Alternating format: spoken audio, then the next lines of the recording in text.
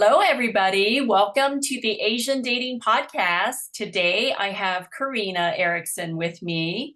Karina's first exposure to matchmaking started 20 years ago when she successfully wingwoman two college friends on their first date. 18 years and four kids later, they are still going strong. A Canadian expat with a Bachelor of Fine Arts in film, Karina spent over a decade working internationally in intellectual property development for clients like Shell Oil and Mandalay Entertainment. Today, she runs and owns Atlas Matchmaking, and you can find that online, and I'll put all of her information in the show notes. Karina, thank you so much for joining me today. How are you? Good, May. How are you? Good, good. I know we have lots to talk about as usual, and I know this is not your first time on the show, but today we're going to talk about clearing up mixed signals, 5 things women say and what they really mean. So you, Karina, are an expert at date coaching women and men. So we're going to talk a little bit about that.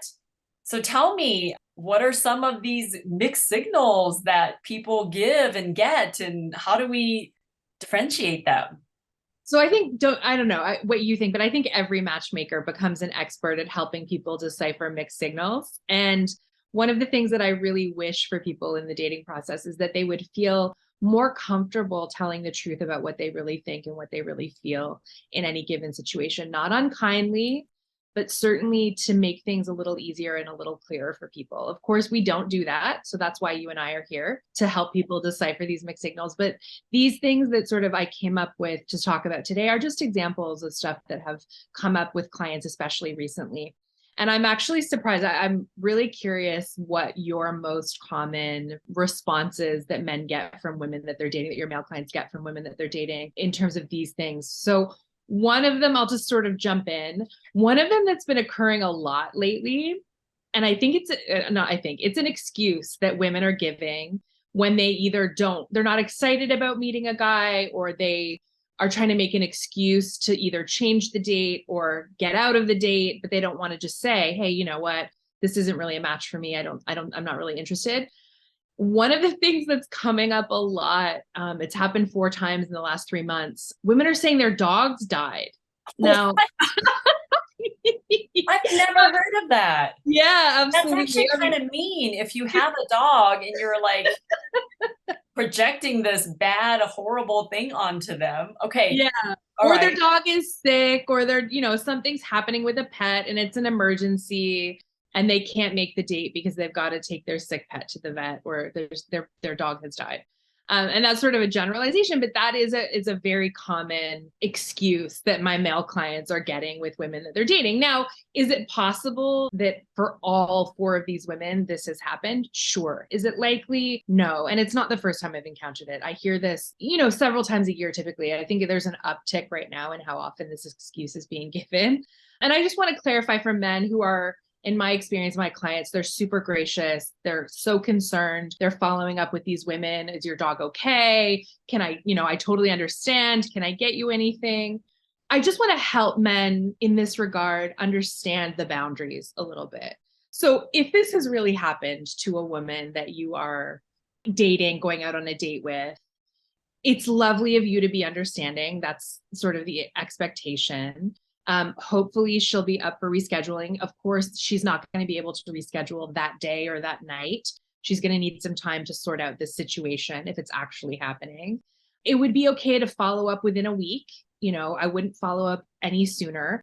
One, because if that's a situation that's really going on, people need time and space to deal with it.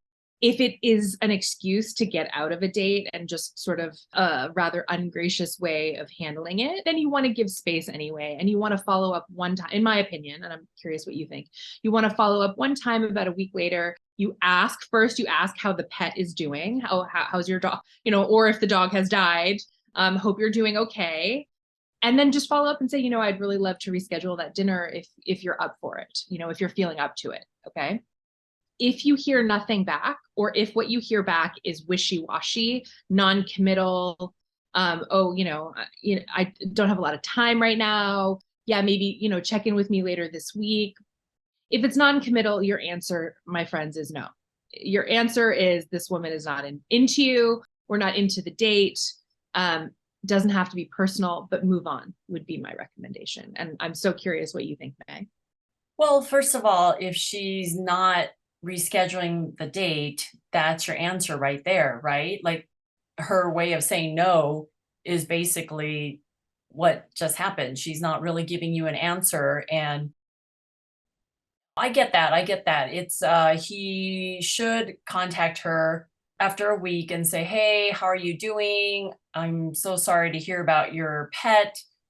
How are you doing right now?" If that's real. Like, I feel like if it's not real, if she's just using her pet who passed away, that's kind of a bad excuse. It's like using your grandmother passed away, that Yeah. excuse, right? It's like death is not something to play around with. And hopefully the people listening out there know not to bring that in as a fake excuse. If the pet is sick, then usually pets get better after a week or they know. So yeah, a week actually is a long time to give them to check in on them. I would probably check in if a pet is sick, maybe 3 or 4 days afterwards and try to reschedule the date.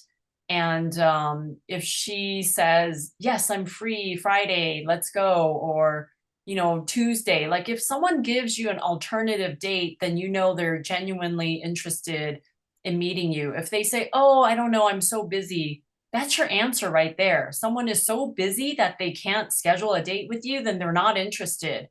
And I think that's, to go to your point, a couple of things that you said. One, I agree with you 100% that people shouldn't use an excuse like this. I mean, it's horrifying, but the reality is it's happening. So I want to, address it with people because it's confusing.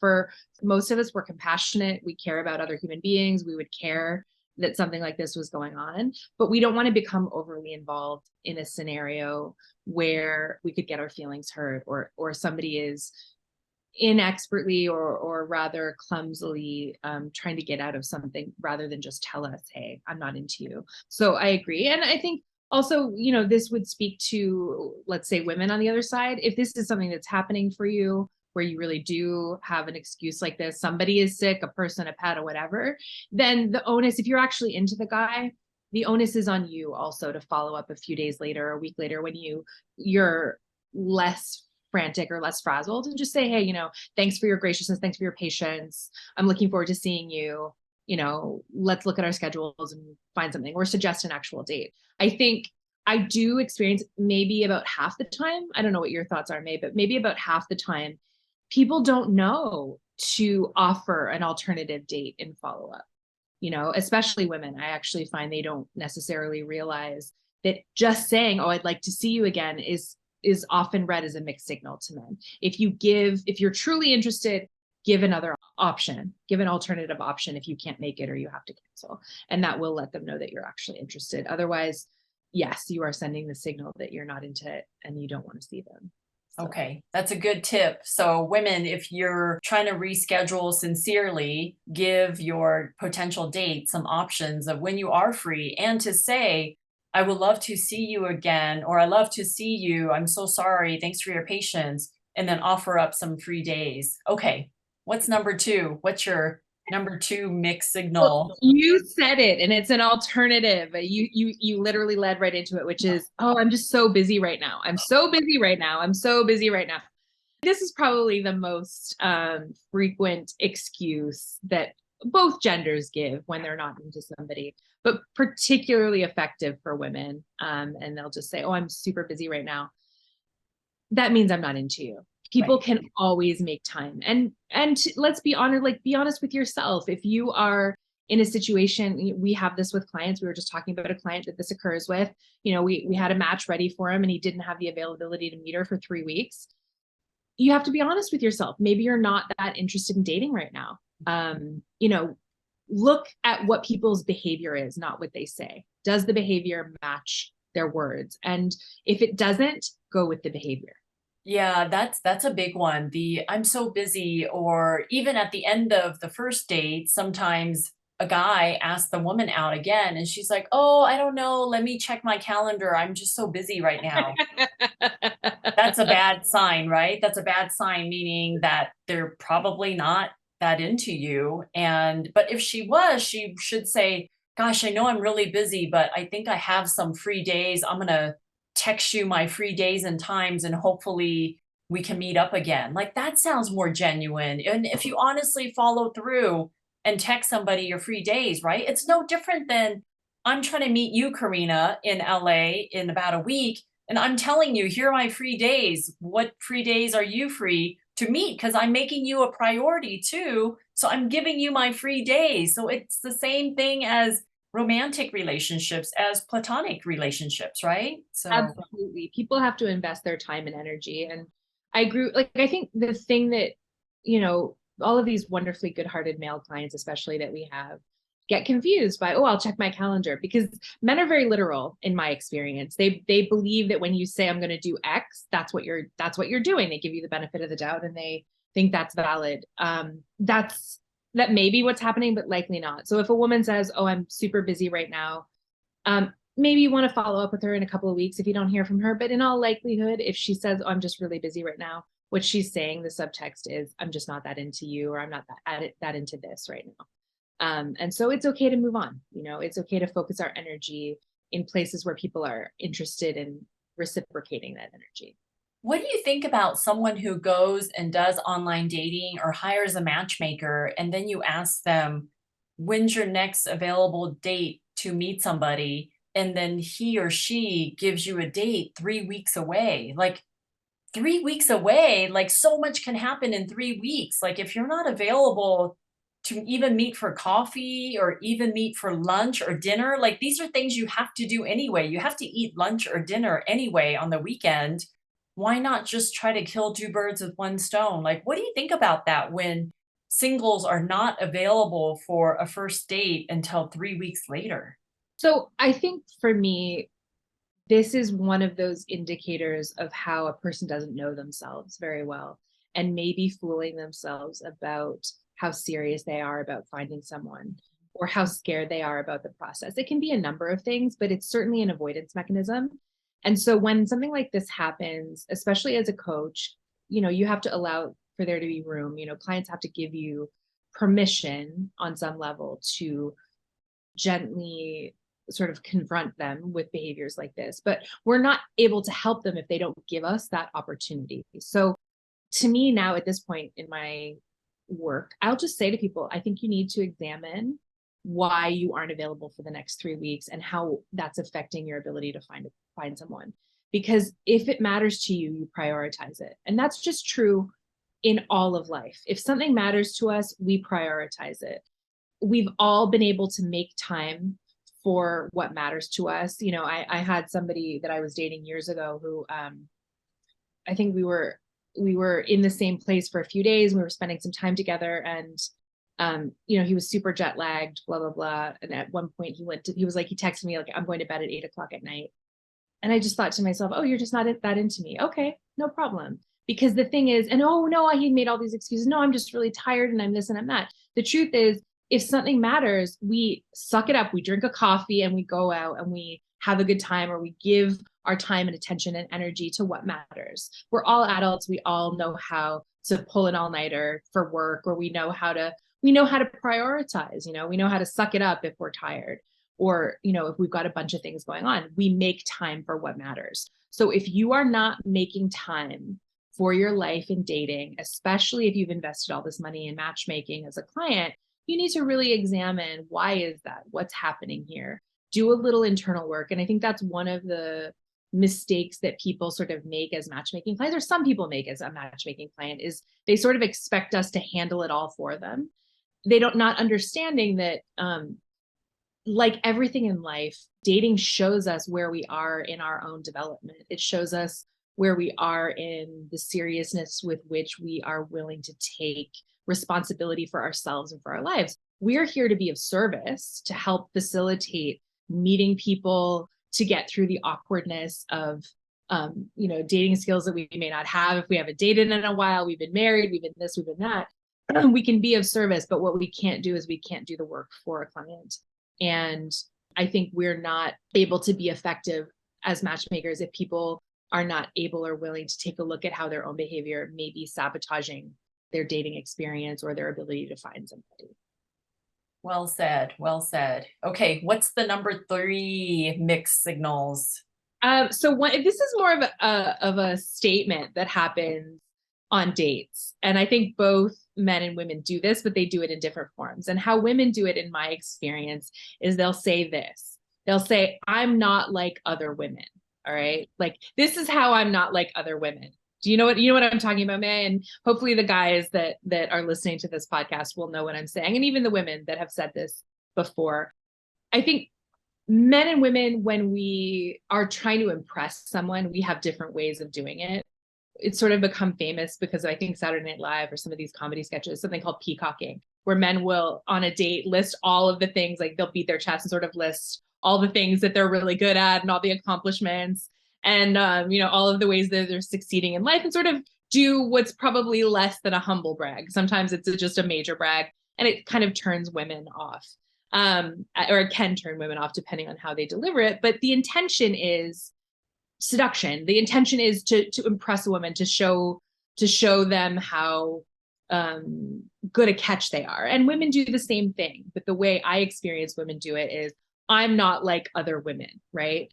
And here's how I'm not like other women. So what I hear a woman saying when she says that on a date is, I'm feeling a little insecure right now. This is what I hear, and I'm super curious what you think. But I'm feeling a little insecure right now, and here's what I want you to know about me. Here's how I want you to like me. Here's how I want you to see me. So if that's something that a woman is saying, if you hear that, know that in that moment, she may be feeling vulnerable. She may be feeling insecure. She may be a little more into you than you realize. She may be trying to impress you, and give her a hand, smile a little, ask her some more questions, compliment her in a sincere way. Please do not throw out insincere compliments. Do not compliment a woman like it's raining. That's very awkward and uncomfortable.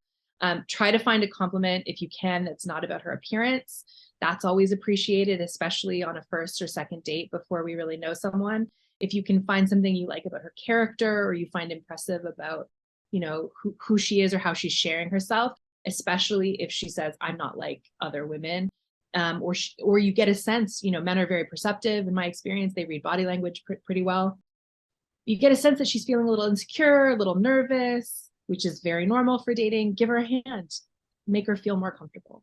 So you're saying if a woman says that on a date, she is feeling a little vulnerable or insecure, not that she's trying to brag about how she isn't like other women? Well, I think that is what she's probably doing. And the reason that we tend to brag about how we're different from other people is we're trying to say, oh, this is how I'm better, right? This is how I'm unique. This is how I'm not like everybody else. I'm special. And that's what it means, is I'm special. This is how I'm special. And typically when we communicate that, we're doing it because we're feeling a little insecure in the moment. And we're human beings. So how could we not feel insecure in the moment? So what is a different way that a woman can convey that same message without saying those exact words? I'm not sure how much we need to say about, or how much I can address that directly. What I would say is, as a woman, when you're sharing yourself, when you're sharing who you are, share what's authentic about you, share what really matters to you, share who you know yourself to be by asking questions. If you're feeling nervous, if you're feeling vulnerable, if you're feeling like, wow, I'm really attracted to this guy and I don't know how into me he is, try focusing on either what's genuinely authentic about you that you can share in that moment. So your interests, I wouldn't even say hobby. One of the things that I really encourage people to talk about is ways they've grown in the last few years. That's always a great question to ask on a date. It gets things out of sort of a shallow conversation and into something with a little more depth without making it too serious, right? So you can ask somebody like, how have you grown in the last couple of years? Like, what's been happening in your life that's changed you? And answer that question yourself as well. If you're noticing yourself feeling insecure or vulnerable, sometimes it's also okay just to say that. just to say, you know what, I'm feeling really nervous right now. I don't know. Like I find if you name something, if you're willing to be vulnerable and address it with another person, most people that makes them warm to you. So I ran into a guy last week who just like was staggeringly handsome, and not that that means a lot, but I remember just being sort of taken aback, and I found myself being like, whoa, and so I just said it. I was like, wow, how handsome are you? And we both laughed about it. And then it just kind of eased the tension in the room and we moved on. So I think there's a lot of techniques that can be used for that. And I actually, my experience, part of the reason I address this thing of like, this is how I'm not like other women, or I'm not like other women, I actually think that often backfires. Just the way women don't love it when a man lists all of his accomplishments in like letter form, women don't always love peacocking. I don't think men always love to hear, in my experience, and certainly when I talk to clients, men don't always want to hear, this is how I'm not like other women. It feels a little inauthentic, it can feel a Actually, little. yeah, when you first said that, and please note, listeners, that we did not go over the list. We didn't talk about this ahead of time. So everything you're, saying to me is my first time listening it out of your mouth. But when you first said that to me, I thought, wow, that makes it sound like that woman doesn't like other women for some Yeah. reason. I felt like, wait, why would I say that? If I was on a date, I wouldn't say that unless I only had guy friends and no girlfriends. That's why it almost made it sound like that woman doesn't like other female friends when you first made that comment. But you said, give her a compliment on something, not on her looks, but on her character. And that just really made me think of you, Karina, speaking with you in our interviews, in our podcasts. I always appreciate when you say, I don't know what you're thinking, May, or what are your thoughts? Like you always stop and take a pause and say, well, what do you think about that? So that's really great date ammunition too, right? When you're on a date, you can be talking about a certain topic or a certain movie, and then you could pause and say, what do you think about that? So I really like that interview style that you do. And also that could be a good date tip for people to bring in the other person in the conversation by asking them for their opinion. It could be about any story that you talk about, right? You can always say, oh, what are your thoughts on something like that? That's just kind of what came to me.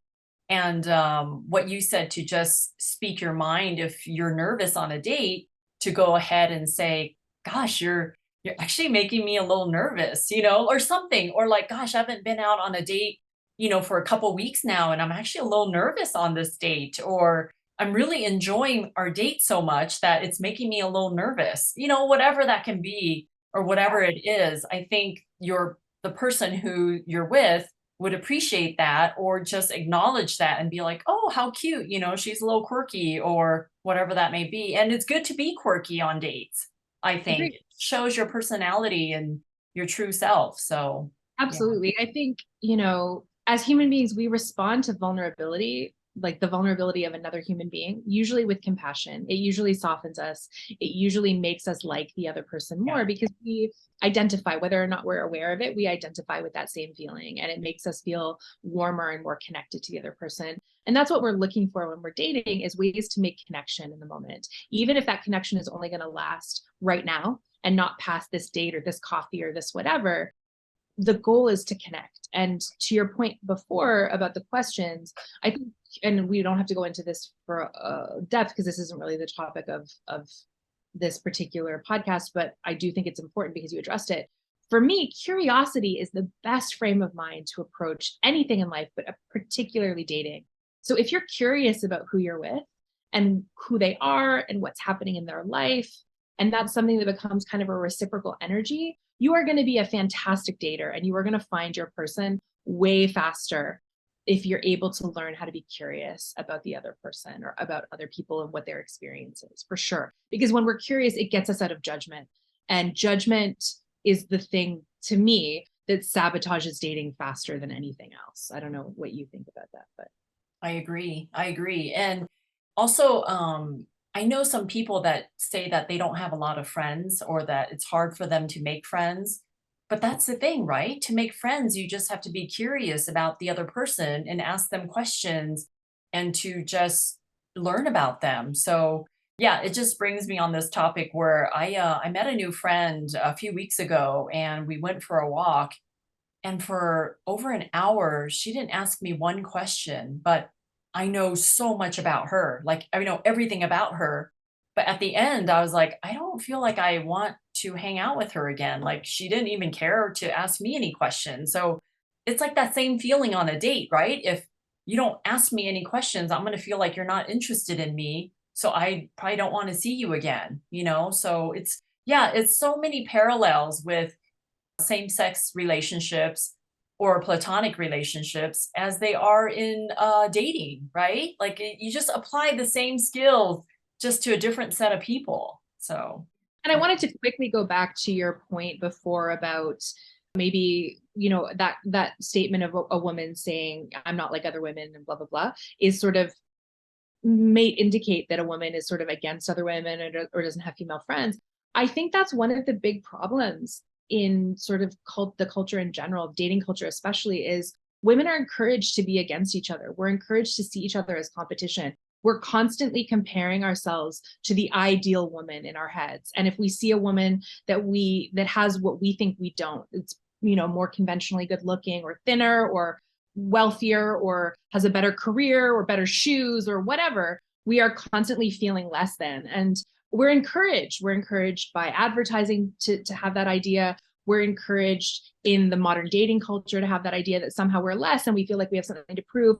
But ultimately, we're in competition with other women for good men, and we've got to win that fight. And men, it really confuses men in my experience. I don't think men realize how much women are encouraged to be in competition with each other, especially in this way, in this field. And if you can start to have awareness about that, both as a man and as a woman, what we both go through uniquely when we're trying to find somebody to love or be in relationship with, we can have a little more compassion for each other, and hopefully as women, we can have more compassion for other women. There's always going to be a woman who's cuter than you or smarter than you or richer than you or whatever, because that's how the world works. I think it was Rita Hayworth that was really famous for saying something along the lines of like, they go to bed with Gilda, which was her most famous character, and they wake up with me and they're disappointed. There's I think a famous thing like some saying of like, every beautiful woman in the world, for every beautiful woman in the world, there's a man that's tired of sleeping with her, that's sick of sleeping with her.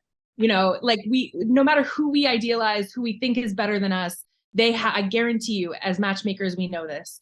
Everybody is suffering. Everybody is lonely. Everybody has some sort of pain, whether we see it or we don't. We can afford to be a little kinder to each other. Yeah. This idea that we have to be in competition is something that is hurting everyone. And when we can step out of that idea as best we can, it makes life and dating go a lot easier and a lot smoother for us. So yeah, that's really why that came up as a statement. Do we have time to keep going? I've got two more. Yeah. What? Yeah. Go. Okay. So this one is always confusing for men, and I have so much compassion for them with this. It's the follow-up statement after a date. And this is it. I had a good time. Maybe she had a good time. Okay. No matter whether she did or she didn't, she's probably going to say, I had a good time. That doesn't necessarily mean that she wants to see you again. Even if she did have a good time, it doesn't necessarily mean she wants to see you again. So just my advice is always take that with a grain of salt. When you ask if you had a good time, you want to see her again, she had a good time, great, follow up. But don't make that mean that she definitely is into you and you should expect a second date or a third date or whatever. That's a polite way of sometimes expressing disinterest. And I've found a lot of guys, especially guys that are not super experienced daters, or they haven't dated in a while, or they were in a relationship and they got divorced, or they just, don't know how to decipher the code of women as deftly as some men do. They take that I had a good time as sort of like a rock solid proof that, I should see her again. Maybe take everything with a grain of salt. So are you saying a woman should add on to that statement if she does want to see him again? Like, hey, I had a great time. I would love to do this again, or we should hang out again. Or like, what are you suggesting? Instead of saying I had a great time by a woman, she should say something else to. Yeah. get him to Yes. ask her out again? I think we really fall into this trap of feeling like we have to be nicey nice and saying things that we don't actually mean, which can make it really confusing. Again, I find that men are more literal than women. So when you tell a guy you had a good time and you want to see him again, they believe you, and they'll plan for that, or if they liked you too, they'll plan for that. So I've even heard it a lot. I didn't add this, but I've heard it a lot that women will say at the end of a date, like they're standing out by the car, it's awkward, they don't want to see this guy again, but they don't want to hurt anybody's feelings. This is a big thing for women. I didn't want to hurt his feelings. You're going to hurt his feelings by confusing him, right? It's more hurtful to think that somebody likes you and then find out a few weeks down the road when you're, trying to schedule another date, or you're chasing them, or you're into them, that they like don't respond to you, or they keep making excuses not to see you. So I think it's better to just say, you know what? It was so lovely to meet you. That's an alternative. It was so lovely to meet you. I hope you find who you're looking for. If you're willing to be brave and acknowledge that the date wasn't for you, and again, I'm talking to women, I hope you find who you're looking for. We can be compassionate to another human being, know that they're not our person, but rather than saying, I had a great time, we should do this again, and not mean it, which we do say, let's be honest, we do say it, say something else. Say, you know what, it was so lovely to meet you. I hope you find who you're looking for. And yeah, it can potentially hurt that person's feeling in the moment, or we think as women, it'll hurt their feelings in the moment. That their feelings are their responsibility. Our behavior is our responsibility. So is it more compassionate to tell the truth in the moment and potentially, disappoint someone, which is really what it is. It's not so much hurting their feelings, it's potentially making someone disappointed. Can we live with disappointing someone? Or is it better to be a little bit insincere and waste their time? For me personally, I tend to be a very direct person. Sometimes that gets me in trouble, but I do respect that about myself, that I will just say, you know what, this wasn't for me. It was really nice to meet you, and I really hope you find what you're looking for, but it's not me. I had a client who used to tell women that he knows that he doesn't want to see them again, but she might want to see him again. So he would say something like, I had a great time, but I'm just feeling like a friend's vibe. Is that kind of what you're feeling? And it just totally makes her feel like, yeah, okay, yeah, I just feel a friend's vibe too. Like it lets her down easily. I don't know, like that's just the way he let women down easily, was just, gosh, Katrina, I had a great time, but I'm just feeling a friend's vibe. Is that kind of what you're feeling too? Awesome. Yeah, I think that's a great way to handle it, because it also, one of the things I always encourage with clients is find a way to be on the same side as your partner, as the person that you're dating, even just for one date. And that brings you, I love that, because it brings people to the same side. It creates an opportunity for agreement. Right. And I think that's beautiful. Yeah. So I think that's a super effective way to deal with it. But I would just encourage people to experiment with being more truthful, being more authentic, being more sincere about what's really real. And that goes in the opposite as well. If you've had a great time, take a risk and genuinely say, you know what, I had a really great time. I'd love to see you again. Right. As a woman, don't become the person who chases, but be honest, be willing to be courageous, be willing to take a risk and say, you know, I had a great time. I'd really love to see you again. Let me know. You can let it off the hook. You can take the pressure off by saying, let me know if you want to do that, or give me a call this week if you want to do that. Right. So it takes the pressure off that moment. But I would say being brave and telling the truth, being authentically ourselves is one of the best things we can do when we're dating. And also, if he was on the fence about you and you said that to him, he might be like, oh, she would say yes if I asked her out again. Okay, maybe I'll ask her out again. And you just helped him make that decision to sway him over a little bit. It's kind of like in high school or junior high, right? Like if someone says they like you, then you might not have liked them, but the fact that they like you, now you pay more attention to them, and then you do like them back. So I kind of think that plays a little bit in our heads. I mean, it's 100%. What do you have nothing to lose. You just said, I had a great time. I would love to see you again.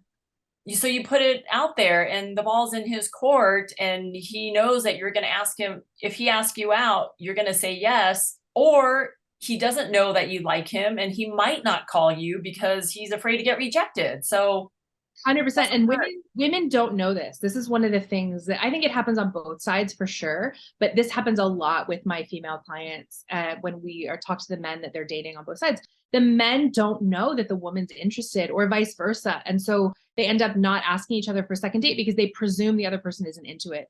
And so much more often than you'd think, the other person would be open to a second date, but miscommunication gets in the way, or not being authentic about your interest. And to your point, May, I read a lot of scientific studies about how relationships happen and why we attach to people, et cetera, et cetera.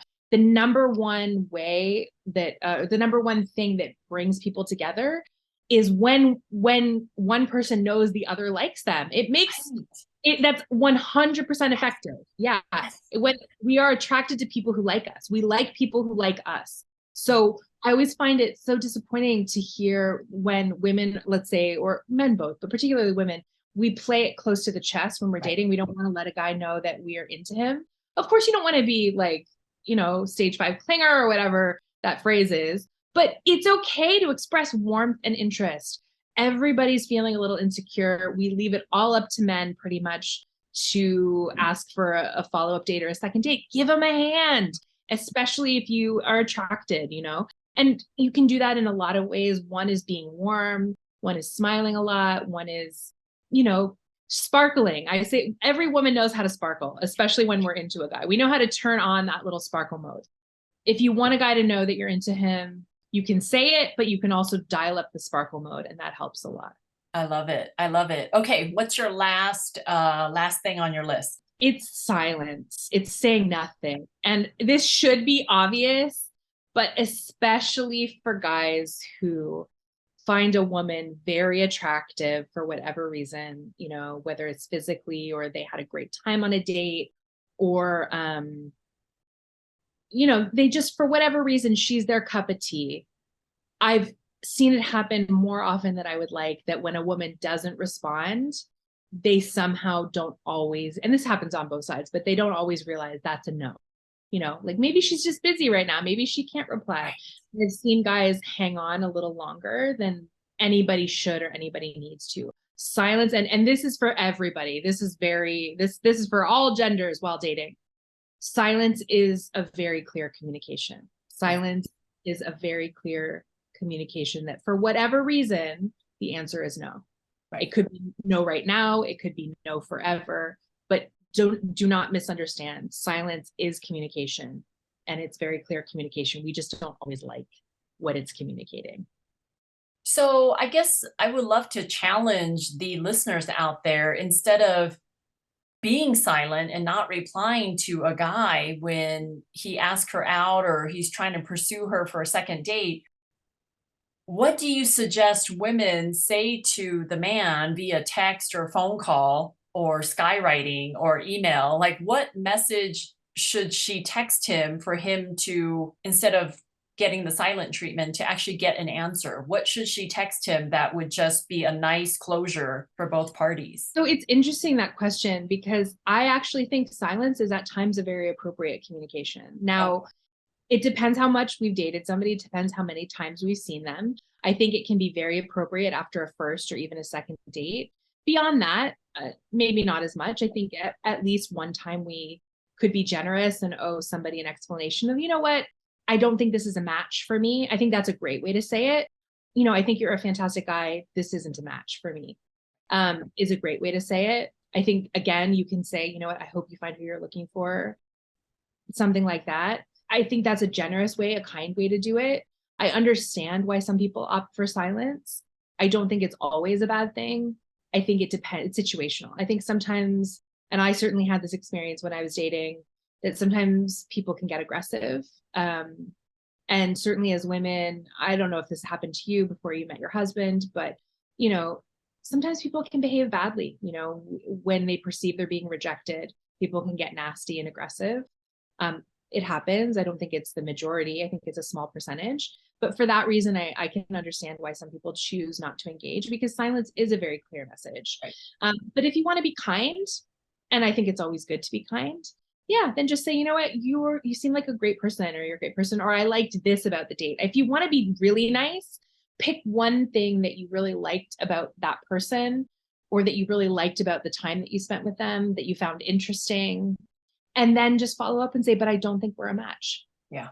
And I wish you luck. Yeah, I agree. It's, if you keep texting a woman to ask her out or you leave a message and she doesn't reply, then she's not interested. That is your answer right there. However, the women can also say, hey, thanks, I got your message. Thank you so much for your message. I don't think we're a match, but I had a great time and I really love that restaurant you picked, or whatever that may be. And I wish you well. I hope you find who you're looking for. Good luck on your search. And just let it be. And hopefully the guy doesn't turn stalkerish or nasty and text her bad messages like, I paid for the date and this is all you're giving me, whatever. But yeah, no, I get By it. the way, if you do that, if any man you're out there and you do that, stop it. Stop it. Right. Do not behave that way. But yeah, no, and I think just I was thinking what you were saying sort of triggered something that I wanted to say, which is be kind. Yeah. This is the world is hard enough for everybody. Everybody is carrying some sort of burden that we can't see, if not one, then many more. So if you can inject kindness in your interactions, especially when you're dating, that will, if for no other reason, it will come back to you 1,000-fold. But more than that, it makes the world a kinder place. It will potentially help someone turn what feels like a rejection or a disappointment into something that could be positive. And I do think there's easy ways to do that. Like there is something very powerful about being sincere and finding that one thing that you did like about that person or about your experience with them. Like maybe they just chose a great restaurant, or maybe they wore a really great jacket that you really liked. Find that one authentic thing, say that, tell them that, give them a gift of kindness, and then be honest. That's the best kind gift that you can get. Very good. Very good. Well, those are good 5 things for people to make a note of and to process and decipher next time. Karina, if someone wants to work with you, how do they find you, and tell us a little bit about your business? Sure. So you can find me at atlasmatchmaking.com. I work with both men and women.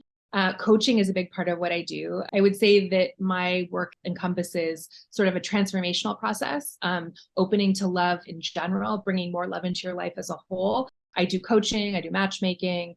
I'm starting to do I'm potentially going to do some matchmaking retreats that I will share with you, May, because I think that could be something exciting that we could talk about. And if you, for some reason, can't find me at atlasmatchmaking.com, you can find me through May. So anyway, have a happy dating, everybody. Yes. Well, thank you everybody for listening. And for ladies out there, if you want to be part of my database at 2asianmatchmakers.com, I'm always looking for lovely women to join my database and to be set up with great guys. And if you're a male client out there looking for a matchmaker, please contact us and we'll be in touch. Thank you. Bye, Karina. Bye, May. Bye, everybody.